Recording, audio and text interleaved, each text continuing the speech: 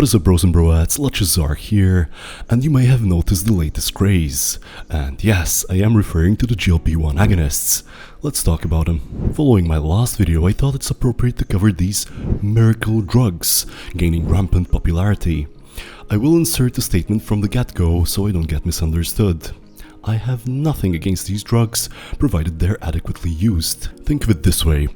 A knife can be immensely useful to chop your veggies, but can also chop a finger or two while you're at it. GLP1s are powerful tools in the right hands and dangerous drugs in the wrong ones. Let's take a step back and go to the roots of these drugs and what they were originally intended for. While most consider these as weight loss drugs, since that's the use they have become most popular for, they actually were initially intended for chronic glycemia, which most of you know as type 2 diabetes, whereby weight loss was seen as a beneficial secondary effect, but was never the primary therapeutic target of these drugs. Much like sildenafil or Viagra, which initially was developed to treat angina and high blood pressure, which eventually failed to treat chest pain.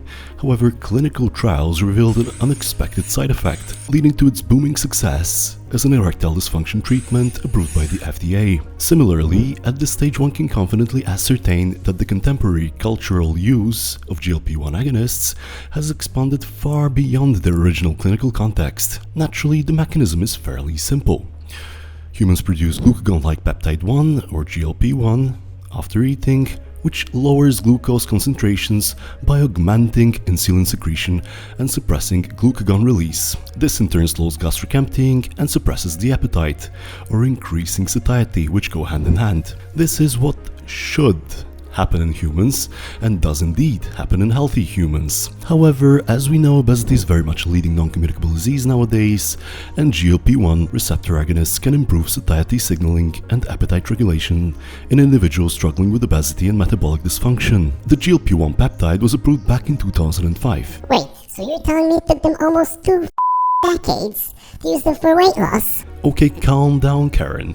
The earlier GLP-1 receptor agonists were effective, but their pharmacokinetic limitations made widespread long-term use less practical. In simple words, these drugs required frequent injections, often multiple times daily, and had worse tolerability by users.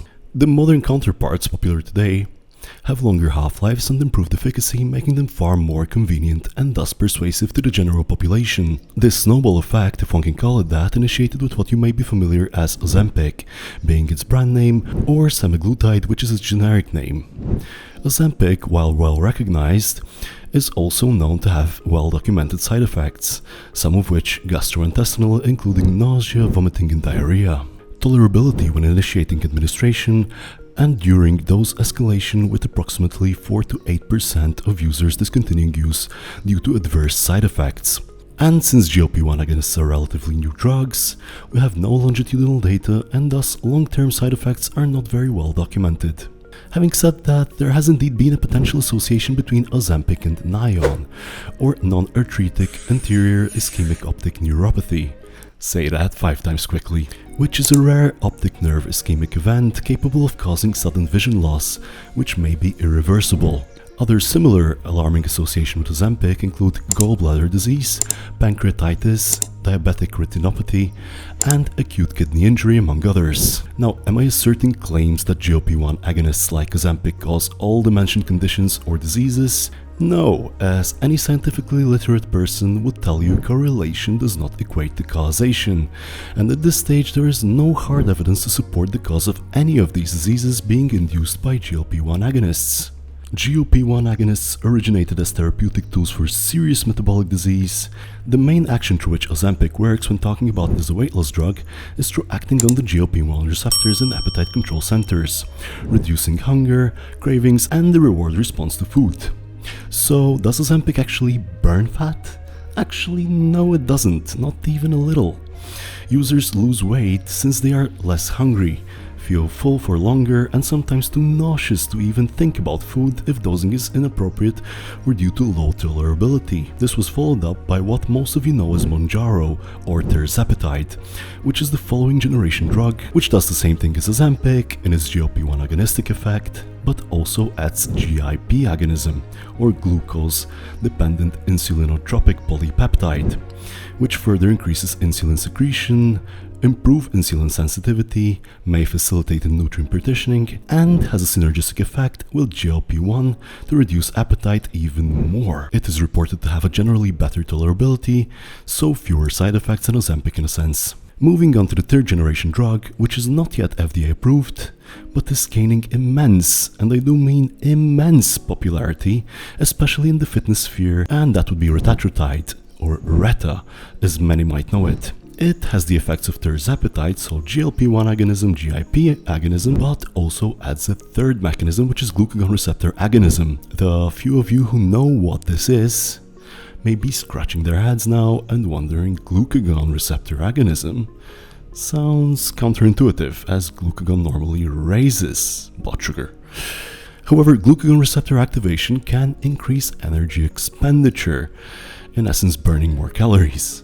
At the same time, increases lipolysis, which is the mobilization of stored fat. Reta can also potentially increase thermogenesis, but where it truly shines, so to speak, is that anecdotally it is said to reduce liver fat, not subcutaneous fat, which most people desire to burn due to visual enhancements, but visceral fat, or ectropic fat in this case, which has an actual health net positive. Think of Reta as an additional metabolic accelerator, not just an appetite suppressant like its predecessors. So to summarize, GLP-1 and GIP help control glucose and appetite, while glucagon may help burn more energy. Therefore, while GLP-1 agonists were originally intended to manage diabetes, their modern cultural role increasingly extends into aesthetic optimization, lifestyle convenience, and social body pressure dynamics. Why I even consider this topic goes beyond the heavy online presence.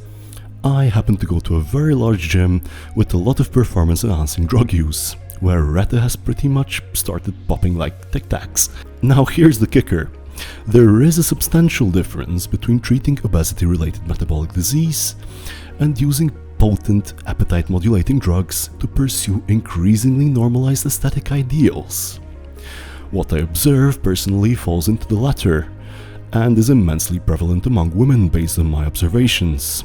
Having a look at some of the official percentage figures, albeit varying from source to source, they did confirm that women accounted for a larger percentage of users. An example here with 76% of users being women. You may raise an eyebrow and wonder how I noted the use of GLP-1 agonists among women and not simply losing weight by dieting or increasing energy expenditure. That's where it gets captivating. Suddenly, quite a few of the women I've been seeing for a long time at the gym started losing weight. Notice my wording. I didn't say they started losing fat. I said started losing weight. And this is where the conversation becomes interesting, because the pharmacology is only half the story. The other half is cultural.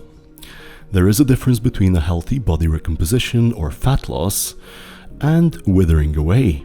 GLP-1 agonists, when used incorrectly, is why I say these drugs are not meant for cosmetic enhancements, as a large chunk of users are utilizing them. These ladies did indeed lose weight, but looked, how shall I put this, sickly. Okay, maybe I'm exaggerating, but there certainly is an element of wasting.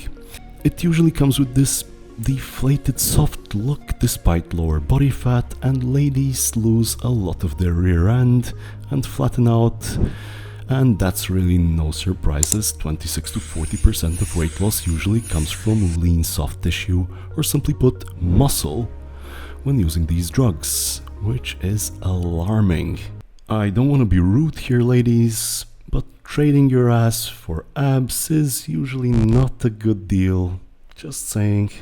Given what I laid out so far, it may seem that I am completely against GLP-1 agonists, but I really am not, as long as they are used in the correct context with correct dosing. We have a global problem with obesity, and while yes, fitness professionals do recommend exercising and improving dietary habits, there is an element of genetics that plays a role. No, I'm not saying that poor guy or girl, it's not their fault they're fat. What I am saying is that it may indeed be remarkably more difficult to stay within a healthy BMI and body composition for some individuals, and not purely lack of willpower. This does not mean impossible, it does mean notably harder than, for instance, it is for someone like me who struggles to put on a gram of weight. This has to do mainly with hunger regulation, which is controlled by leptin, which is the hormone signaling that there is enough energy, or in essence gives you a sense of being full or that you've had enough to eat. The other hormone is ghrelin, which signals the opposite, in essence that the body does not have enough energy or makes you feel hungry. Now, one can imagine if these hormones are out of whack, the individual constantly feels hungry and never full.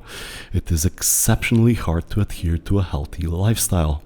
To top these off, there are other factors as well, like hypothalamic set point regulation, dopamine and reward signaling, and energy expenditure or metabolic adaptation, which I will not get into. These individuals often spend a large chunk of their life with an abnormal body weight, which often leads to an early grave, a part of a decreased quality of life while they actually are alive. This is what I may see as the most ridiculous part of it, so to speak, because we have people like women that are in perfectly healthy body weight and body composition range wanting to get a little leaner, and no, I'm not talking about wanting to push the boundaries and step on stage where they would need to undergo some extreme regimen. Just regular women with normal, not astronomical goals who are resorting to using GLP1 agonists to get there, which is ridiculous.